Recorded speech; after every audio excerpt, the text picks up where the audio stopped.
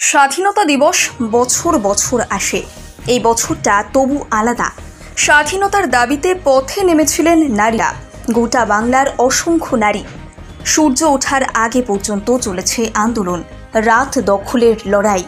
রাতের কলকাতা তার সাক্ষী থেকেছে। যাদবপুর থেকে নাগেরবাজার, একাডেমি চত্বর থেকে শ্যামবাজার মোড়, নানা প্রান্তে মধ্যরাত পর্যন্ত ছিল প্রতিবাদের জোয়ার। গর্জন ছড়িয়েছে কলকাতা ছাড়িয়ে বসিরহাট, বোলপুরের মতো বাংলার নানান কোণে।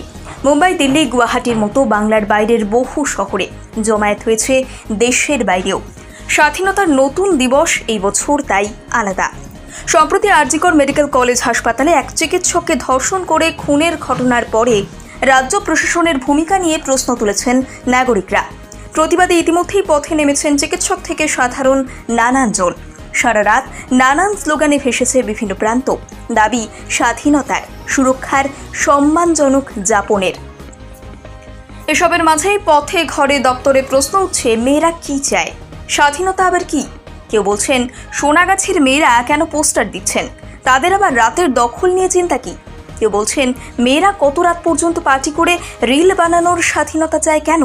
এসব করে লাভ কি হবে? তার উত্তর দিতেও পিছপা নন নারীরা। নানান কাজের সঙ্গে যুক্ত মেয়েরা নিজের অবস্থান থেকে সুরক্ষার, স্বাধীনতা নিয়ে ওঠা প্রশ্নের উত্তর দিয়েছেন। মনোবিদ অনুত্তম বন্দ্যোপাধ্যায় যেমন মনে করেন, স্বাধীনতা তখনই আসবে যখন সব স্তরের মানুষ সুরক্ষিত বোধ করবেন। তিনি বলেন, আমি কে, আমি কি করি, আমার লিঙ্গ পরিচয় এবং যাবতীয় পরিচয় যা জন্মসূত্রে বা নিজের জীবনযাপনের সূত্রে বহন করছি, সেই সমস্ত নিয়ে যেন মাথা উঁচু করে সুরক্ষিত থাকতে পারি, এটাই আমার কাছে স্বাধীনতা। মাথা উঁচু করে নিজের কাজ সেরে নিশ্চিন্তে নিজের বাড়ি ফেরার স্বাধীনতার দাবি জানাচ্ছেন তথ্য প্রযুক্তি কর্মী সুলগ্না রায়।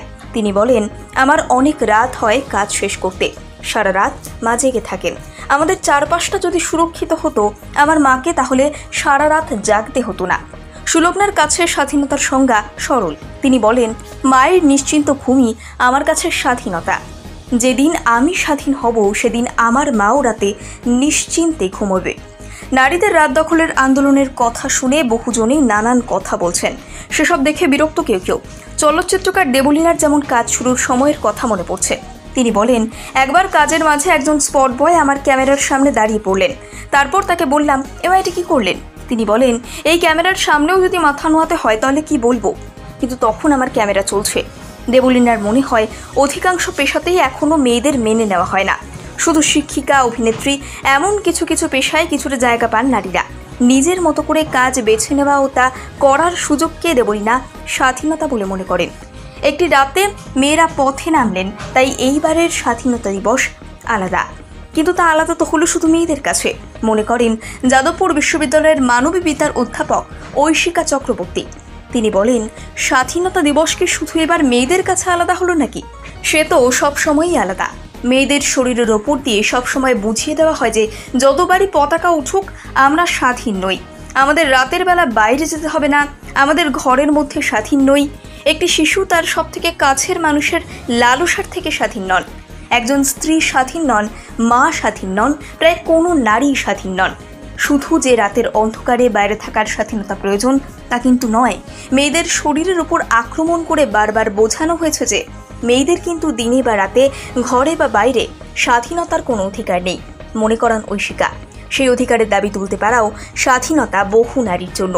সেই স্বাধীনতা প্রসঙ্গ তুলতেই অনেকে এগিয়ে এলেন তাই।